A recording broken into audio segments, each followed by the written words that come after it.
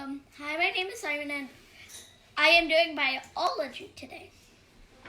And I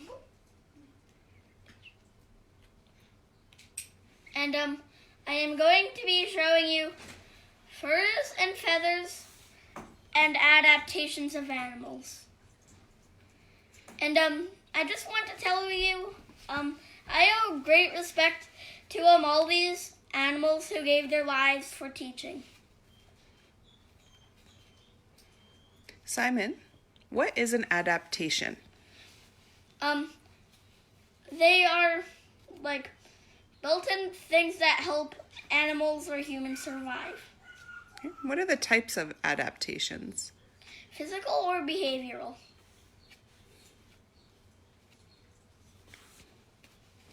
And What do they mean? they mean what they do and what they have.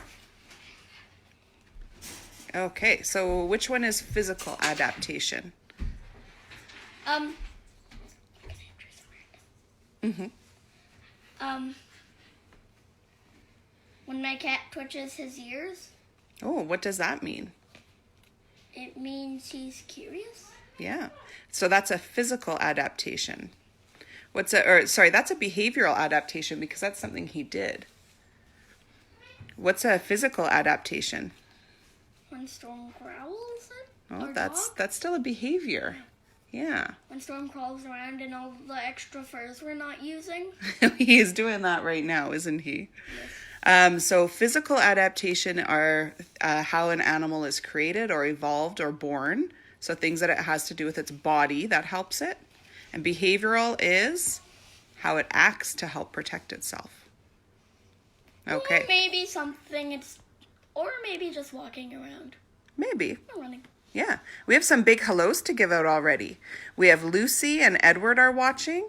Parker's watching with Wendy. We have lots of viewers right now. So a big good morning to everybody. Okay, what do you have there? A feather. Ooh. Let's see. And if you want, you can guess what type of feather this is. Okay, so we won't tell anybody what type of feather it is. We'll let people do some guesses. Can you talk about birds in general? What are some adaptations of birds? They fly. Mm-hmm. Physical. Yeah.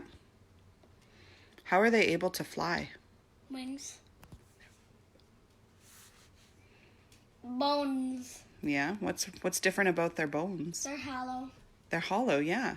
Oh, Connor, Logan, and Iris and Camille are watching as well. And we have a guess. We have a guess from Rhoda who guesses eagle, and Connor thinks it's eagle. Well, what do you think? Well, you're close. You're right. Yeah, they're right. Good stuff. Okay. Oh, and Parker guessed eagle as well. So what do we need to remember about eagle feathers?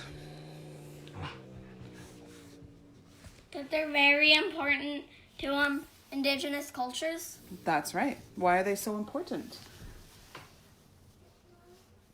Okay, hang on. We have a situation happening here. We have Simon's brand new pup, Bond, who's after our collection of furs, and we have our cat as well. No. So, Simon the scientist, can you take a moment to put Bond outside in the backyard? Yeah, sure. And I'm going to talk about the eagle feather for a moment. So you can take Bond and just put him outside in the backyard, please. Yeah.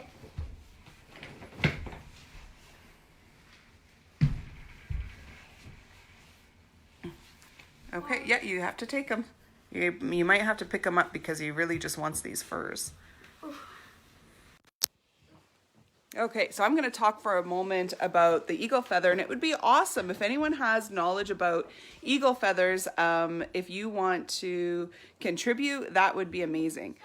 So I was gifted, when I taught in the North for many years, I was gifted with some eagle feathers as a show of respect. So this one is very, very special to me. The eagle feather has great significance in many cultures, but absolutely an indigenous culture as well. So this is something that I hold very close to my heart. Okay, so we're just waiting for Simon the scientist to come back. I'm going to give you a preview. Oh, but we have some questions while Simon's getting Bond outside. So the question is, did we get the idea for Bond's name from Spies in Disguise? And the answer is absolutely yes. Bond wants to go inside because I chose yes. Bond wants to come inside? Yeah. Oh, well, I think he needs to go outside because he's trying to eat all the furs. No, I want to keep inside now. Well, just for a few minutes, he can go outside. No. So yeah, that's where his name came from. And Simon thought of it because we wanted kind of a sciencey name, kind of a nerdy name, and a really fun name. So it was Bond, Hydrogen Bond, not James Bond. All right, do we have any other questions about eagle feathers for now? Or about different adaptations that birds have? Simon, I'm ready for you have to get him. Okay, did Bond make his way outside? No, I just trapped him in a 2-pillow jail. No, he needs to make his way. Okay, here we go. So you have the feather again. Okay, No. now what would you like to talk about? It's not a feather. Oh, what is it? Wait, it's a feather and an old-fashioned pen. Oh, that is true. It could be an old-fashioned pen as well. So Simon, I'm going to give you the phone, and I want you to pick up our next object here, and I want you to talk about this. Oh, Logan has a question. How do feathers help eagles fly? Well, it's not just eagles, Logan. Right? It's many birds. So how do feathers help birds fly? They help, it's kind of like Bernoulli's principle, but except not with planes, with birds. Oh, how so? Because like the wing of the plane, it's just a feather, fast, low pressure, slow, high pressure, which allows it to fly. Yeah.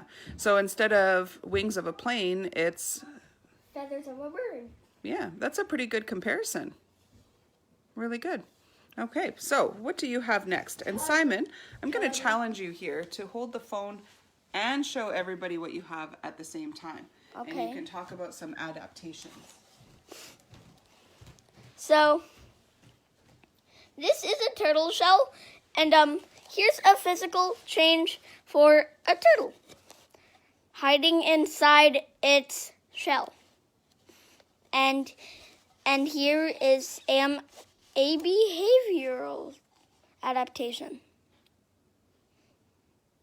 Getting really, really, really, really, really, really, really, really, really, really, really, really, really, really, really slow. Okay, what did you talk about with that turtle shell? I told them a couple adaptations. Such as? How slow turtles go. Yeah. And they hide inside their shells. Good. Ooh. All right, are we ready to get to some of the fur? Yeah. Okay.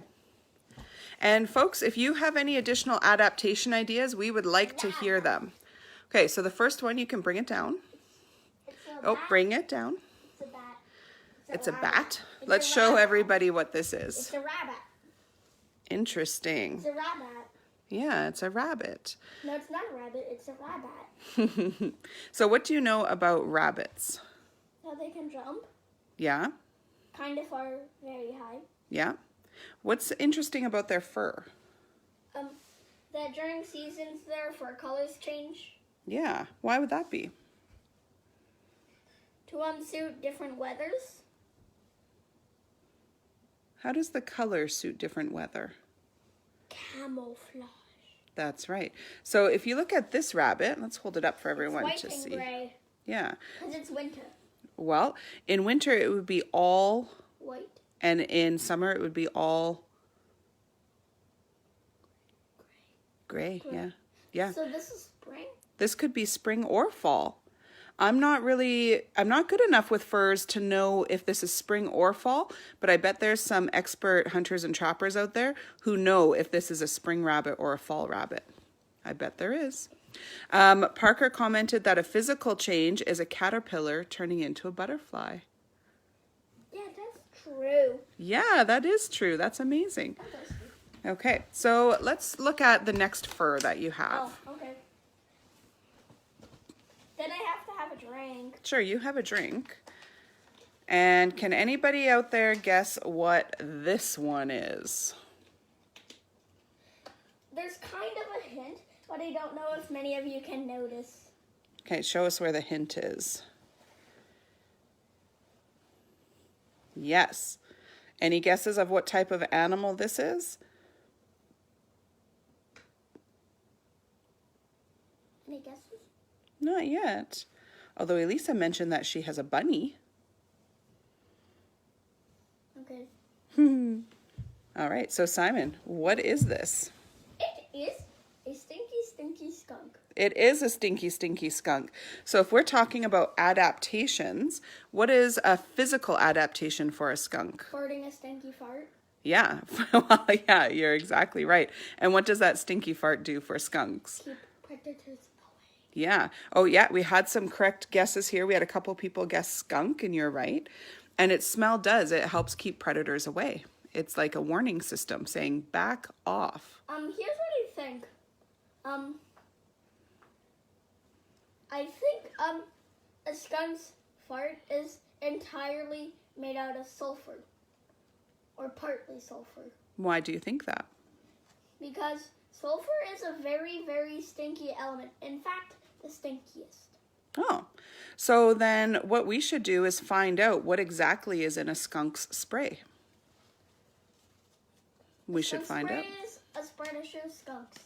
Okay. So Joseph guessed that the spray will help defend it. What do you think about that? Yeah. Well, that's what it basically is. Yeah. But in a different way of battle. Yeah, he's absolutely right. And Parker said it smells like his mom. Parker. I'm so rude. So that's another type of fur. What do you have next? So far we've looked at eagle, Yeah. turtle. Rabbit, and skunk. Good. Scoop. What's next? Ooh, that's a very nice pelt. What is a pelt? Fur. Yeah, the fur of an animal that is not alive anymore. And you can already, and all of you can probably already tell what it is. Yeah. Any guesses about what this animal is? Hold it up so everyone can see. My cat is having a little playtime in the, fur. Yeah, now it's the cat's turn in the fur. Oh, you want me to show? There we go. There's our cat digging into some of the fur. We'll have to get him out of there right away. He blends right in. Good cat. Okay. So who can guess what type of pelt this is? Oh, that's a good clue. So you're showing a behavioral adaptation. What is it? Good. So now we can tell everybody what this is and what you're demonstrating. Beaver. Yeah, that's a beaver. So you just showed a behavioral adaptation. Can you explain it? It does this so when there's danger it can warn other beavers. That's right. Or anything else. Yeah, it warns of danger when it slaps its tail. Now, we had another comment from Patricia, who's all the way up in Churchill, saying that fur would make some beautiful mitts. And that's true, it would. So if you want to make us some mitts, we would love it. All right. It has 2 layers of fur. Let's see. The waterproof fur. And the dry fur. Yeah, that's right. So is the 2 types of fur on a water mammal behavioral or physical adaptation? Physical. Yeah, that's a physical adaptation. That's a great example. Can you show everyone again, just in case anybody missed it, about the fur? It has 2 layers of fur. And what are they? Warm and cozy layer of fur and waterproof fur. Good stuff. All right. Next, what do you have up next? We were just talking about Churchill, so this is a big connection to Churchill.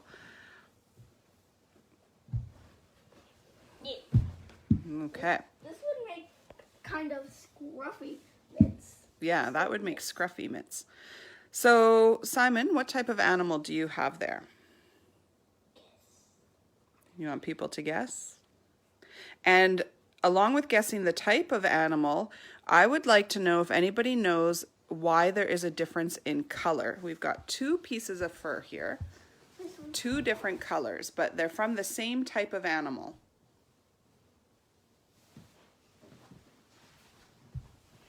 Okay, so while people are having a guess, can you talk? Oh, we have a guess. Laura guesses polar bear. You're right. Yes, good. Now, as we're talking about adaptations for polar bear, let's see if anybody knows why these two types of fur, or these two pieces of fur, are different colors. Right. Yeah, and Joseph also says polar bear, and that is pretty awesome. Okay, so Simon, can you tell us some physical adaptations of polar bear? Hunting seals. Well, that's a behavior. Well, Mom, Yeah. there's something that doesn't make sense. Behavioral is something you choose. And you have to choose to do it to do a physical thing. Oh, yeah, so they're connected.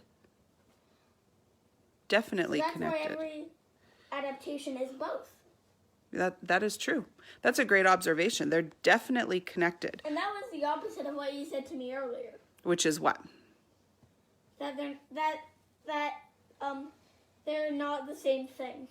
Well, yeah, I guess it depends on which example you're giving. But they're definitely connected because polar bears do hunt seals, which is a behavior, but they need it for their physical survival. Yeah, you're right. So we have some more guesses about the animal being polar bear, and these are correct. Now we also have a guess on the difference of color, and Parker thinks it's because of the season. Simon, is that correct or incorrect? Incorrect. Incorrect. Good guess. Keep going. Can you show me something interesting about the polar bear fur underneath? That the fur. Wait, this doesn't show on that the fur grows on the hide. Yeah, look at that. If you Shine can it. see the tiny hairs. Yeah. So on a polar bear, fur even grows on the underneath side of the hide as well. So does the hair grow under the hide and then breaks through to go on the outside? Well, I think it does both at the same time. Yeah, both at the same time. Oh, Auntie Lisa guessed, is one a female and is one a male? Well, I don't know, but still incorrect. Yeah, we don't know the gender I'm of gonna these play bears. bongo. But guess what? We have somebody from Churchill who is saying that one is a baby. Yeah. Is that correct? Yes. Which one? This one. That's Can I right. tell them the answer? Yeah, tell them the answer. So, when a polar bear is a baby, its fur is completely white to camouflage and stay safe while it's a baby. And as it grows up, it becomes more yellow because then it gets more good at hunting and protecting itself. Well, I'm not sure exactly why the fur turns yellow. Maybe one of our audience members or might need to do some research about that. Is it because it pees like crazy? Well, I don't think it pees all over its entire body. But in the wild, that's one way you can tell a female polar bear. Yeah. Yeah, from By the pee stain. smoke on its butt. That's right. You learned that when you were in Churchill, didn't you? Yeah. Okay. Let's put this away and let's go to our next fur. I think we have about 4 furs left. Ew. Ooh, what is this? The fox? Yeah. Kind of strange. Well, I do have one question though. Ew. What did the fox say? That is my question. How did you know? What did the fox say? So, Joseph, you're very good at polar bear knowledge. Do you know why polar bears turn yellow as they age? We know that they do, but we don't know why. So if you have any answers about that, that would be great to know. I don't know why. I don't live in Churchill. Well, does this type of fox live in Churchill? No, but some of my friends do. Yeah, some of the friends do. Actually, I don't know. I kind of think red fox does live in Churchill as well. Well, I don't. We have some Churchill residents here. They can tell us if red fox is up there. I kind of think it is. What did the fox say? Okay, we got to remember we're showing respect to our pelts here. Okay, so let's talk about some adaptations of the fox. Everything in the fox or dog family is known as what? Canine. Good. So what about canines? What are some adaptations for canines? Here's a joke. Okay. Dogs can only live up to a certain age. Okay. It's 9. Why? Because they're a type of canine. Oh, that's a good one, Simon. So what are some adaptations of canines? What do they have as part of their body that helps them survive? They have a hard skull, I can already notice. Yeah, they do. And they eat meat. And even though we don't have the skull here, they have very, very sharp teeth for eating meat. Ew. Looks gross. Yeah, that's the underside of its hide. I guess this is not as much cleaned hide. Yeah. Much cleaned. Right. So as people bring in their suggestions or guesses about adaptations for canines, do you want to show them 3 different canines? What did the fox say? All right. So let's bring the red fox out. 1 canine. Yeah. Let's lay it on this side here where we have some space. Lay it out straight so everyone can see how big it is. And yes, there are red fox in Churchill. Thanks for clarifying that. I'm going to go hunting. Okay, Simon, we've got some... Very soon, I'm going to come back. Oh, Simon said he's going hunting and he's coming right back. Where are you?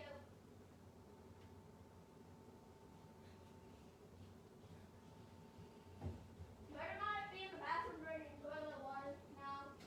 Simon, we put Bond outside. Where? Okay, well, we have another type of canine there. What type is this? Coyote. Yeah, can you put it beside the fox just to show the difference in size? Look at this. So yes, this is a type of canine as well, and look at the difference. Bigger. Yeah. Bigger. So we have a comment that there are canines are fox, wolf, dog, all true. Okay, let's spread them out this way so people can see the difference in their size. So we've got coyote. Coyote. Now, someone once told me I was saying that wrong, and the word is actually coyote. However, I grew up in the age of Bugs Bunny and Wile E. Coyote, so I always say coyote. Okay, so we have fox and we have coyote.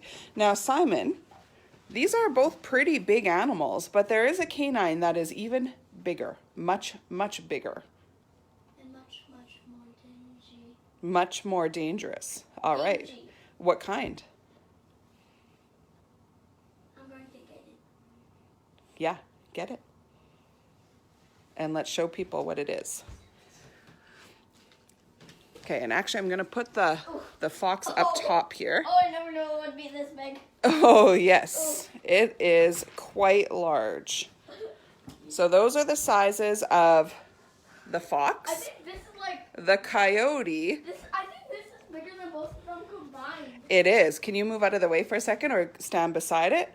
So look at this. And then this is timber wolf. Quite huge. So Simon, come check out this timber wolf with me.